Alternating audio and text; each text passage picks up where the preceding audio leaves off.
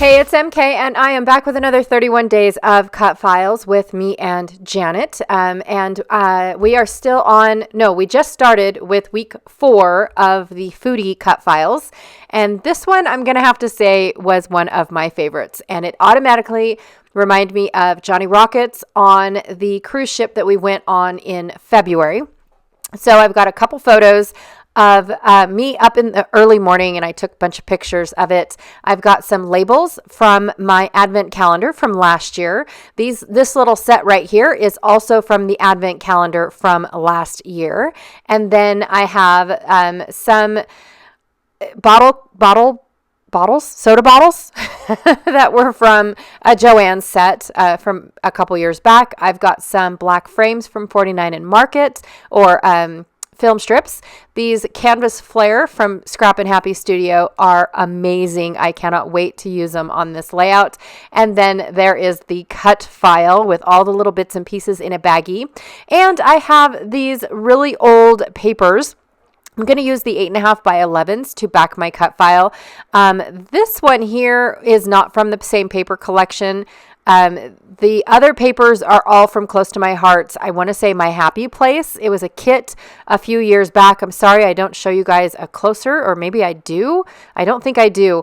But the stars, the yellow one is a Stampin' Up! One. And then the stripes with the brown inside it was actually from Paper Phenomenon. I bought a Disney kit that she made a while back. I just really liked the fact that it wasn't really in your face Disney, but it was more of a celebratory paper. So I wasn't sure which stripe, and I wasn't sure if I was going to have enough stripes. So I will end up picking the Close to My Heart stripe in the end. But first I'm going to back my cut file. Now this little 8.5 by 11 papers were a paper kit. It was a whole make your book thing, collection kit that Close to My Heart came out with. You have instructions on where to put your photo, where to put the embellishments, all that stuff. And in all honesty, you guys, I used to do it that way. I used to make those little books that they did, but then they sat empty for years because they never went with my photos. I never had the photos to make it all happen, type of thing. So in the end, I usually just purchased the kit because I loved all of the little things that came in the kit. I can make them work for whatever pages I am creating. And then, of course, all of these little pages, they work really well if you convert them into if you convert them into a 12 by 12 and have like a huge photo mat or something like that, or a main design and then a 12 by 12 in the background. They also work really well if you mix 12 by 12s with 8.5 by 11s. But I just personally was never able to make their pages work for me. So I make the kit work for me, and it's perfect. It does not defer me from purchasing little kits like this. Unfortunately, we can't anymore. Hopefully, cross my fingers that Stampin' Up! Steps up to the plate and we get super cute kits like this, because I love Stampin' Up's card kits, if I'm being honest. So hopefully their card kits will lead them into a scrapbook kit. It would be great. So anyways, I am using all these little different pieces. I've got reds and yellows and black to work with for my little sign. So I'm going to make all the little papers work in my favor to be able to get what I need out of all of these two pieces of paper. I tried to do just the one piece of paper, but I knew that I wanted the bottom half to be on the black side, just to give it a little anchor piece. So I'm going to do yellow for the words Dine-In, and then behind the Dine-In is going to be yellow. My arrow is actually going to be white. So that way I can put lights, quote unquote, lights inside it. And then, of course, my shadow for the sign is also black. And then I've got my the sign part where you actually put your words on it. I don't know what that's called. Word board. I'm not sure, you guys. That is in the black with the little bit of polka dots coming through. So once I get my arrows down, I am also going to be putting in the word Dine-In back in. So Janet and I, if we see something that is very usable to where you can use it for get a 2-for-1 in a cut file, we definitely try to include that in the pre-cut kits. Now, if you get the digital, then by all means, it is up to you what you want to save from your cut file. But when you get the pre-cut kits from us, we try to save everything that looks usable or can be used as a 2-for-1.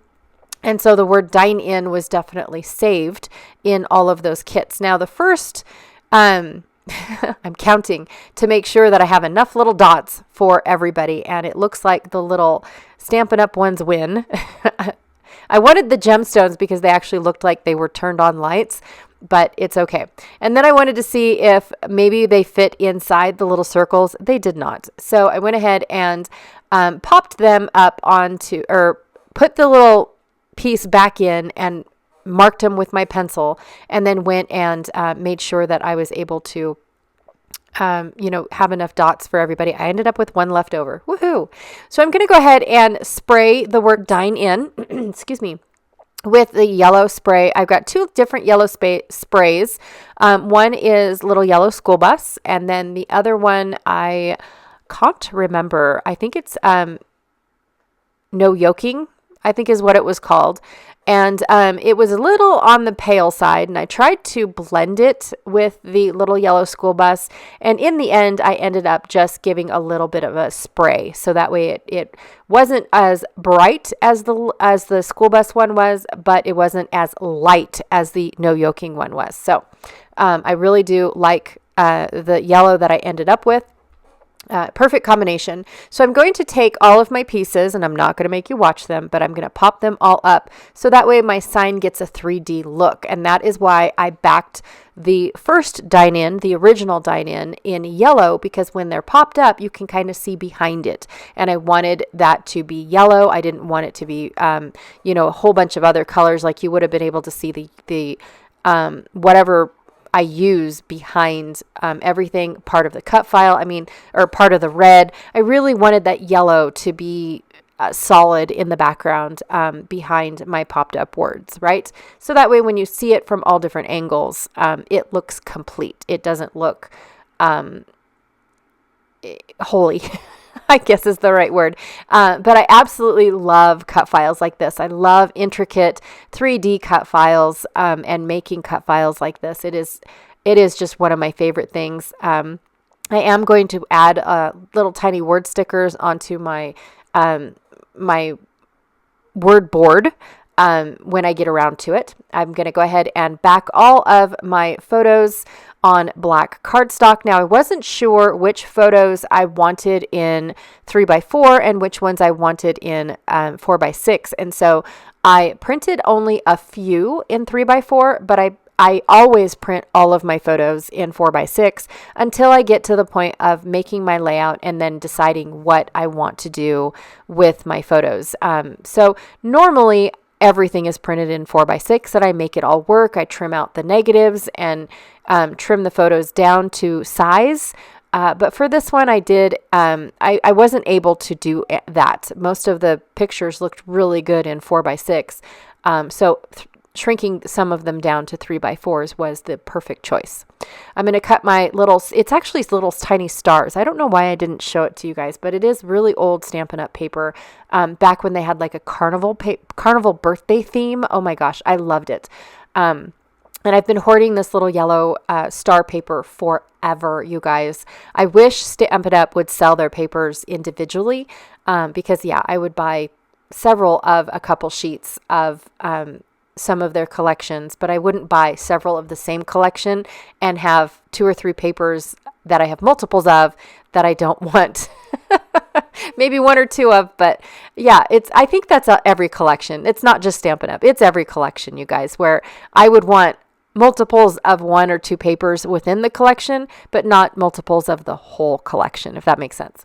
All right, so I went and just decided on the close to my heart stripes, and I cut them down at 3 inches, so I was able to get 4 3-inch strips, right?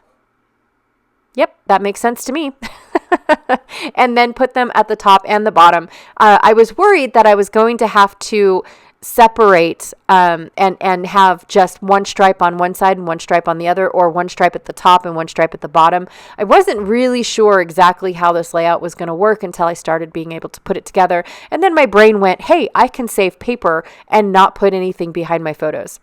Normally, I don't like piecing papers together like that because they always seem to be gappy. It's always one of them is a little bit shy of the other one. I mean, I really don't like doing it this way, but if I have to, I will, right? And because I didn't want two different stripes on my layout, I definitely decided that this was the way that I was going to go. So I went ahead and I smushed my flare. I love smushing my flare, you guys. It makes me want to flare up all the things. It really does. It makes me want to use my flare now that they're on the little skinnier side. I love this. I'm going to cut that one smaller film strip in half so I have two little clusters that it will play in. And then my giant one is going to go behind my cut file with that little branding strip that came with, I believe, the striped piece of paper. I don't remember now. Or it was in my kit and left over from another piece of paper. I don't know, you guys. This Disney paper from Close to My Heart is a few years old. I want to say 2 or 3 years old. It came with it was a huge thing, huge. And I think right before the company closed, they had a bunch of this paper left over, and a bunch of these kits left over in their, I want to say, vault sale when they started releasing a whole bunch of stuff at the very end. But yeah, I don't know. If I'm being honest, I just know that I have a few sheets of these left over for layouts like this, for primary layouts. That's why I bought some of the Disney stuff, is because it just spells primary for me. And when I have pictures that are very primary or very school-like, they work really well, whether they're Disney or not. It just works really, really well with pictures that are very primary. So that's it. I'm also using White Daisy cardstock, which is a Close to My Heart cardstock. And for some reason, it has always been just a hair shy bigger than the 12 by 12 papers. It always has been, no matter whose company papers I am trying to put on it. It has always just been a hair bigger than a 12 by 12 layout. Or a 12 by 12 paper. So I just had to trim off a little bit. I'm going to go ahead and put all of my pieces back on, and I'm going to glue my cut file directly to my page because it's already got a lot of dimension on it. I just absolutely love how the arrow goes down. Like the one drive-in points into the Dine-In, and then the arrow points down and it's pointing into the entire restaurant. Like I stepped all the way back and took an overview of the whole restaurant. And then I've got a close-up of Janet standing next to the balloon guy. I've got a selfie with me and the balloon guy. I love the old diner sign, drive in and eat, and it's got the little road markers. And then so it was perfect for me to add my little road to this. I did want to put a small little bit of journaling because Janet and I think we only went here once to eat. I did have to put 2 foam dots behind this one flare, so it did pop the flare up a little bit because I wanted to overlap my acrylic. And this particular piece of acrylic is an 1/8 inch thick, so that little spot right there is on the thicker side. I think my Adventure Awaits is also an 1/8 of an inch thick, if I'm being honest. And I love the addition of these little labels, even though they're not true white. I think that it still adds to the retro vibe. This Route 66 sign is on the 16th inch side, so it's nice and thin as well. Doesn't add a whole lot of bulk on your layout. And then I'm just tucking in my film strips so they stick up at weird angles at the top and the bottom. And then I have another little spot right here for journaling. It's just basically going to say how Janet and I were super excited to go and get to Johnny Rockets for a breakfast, but then we got so busy we never went back for lunch or dinner or anything else. We just never really tried anything except for their breakfast menu. And then there was a postcard that says "Wish You Were Here," and it's sticky backed because it's on my wood. Again, the little 16th inch. And that is my layout for you guys. I absolutely had a blast making this layout, you guys. I did end up adding Bon Appetit, even though it's it's not a French restaurant. It's okay. I still thought it was kind of fun just to get those words used up. When else was I going to use those words? But yeah, this has got to be my favorite layout, you guys, for the entire month of the 31 days of cut files. So that is my layout for you guys today. Thank you so much for hanging out with me. I really, truly appreciate it. I think it's my first layout where I really, truly backed a cut file. I really do. I think everything else has just been super quick and super simple up to this point. So yeah, it's on our more detailed side. Anyways, don't forget to check out Janet Fritz's channel. She is my partner in crime when it comes to 31 days, and this gorgeous cut file was created and designed by Janet.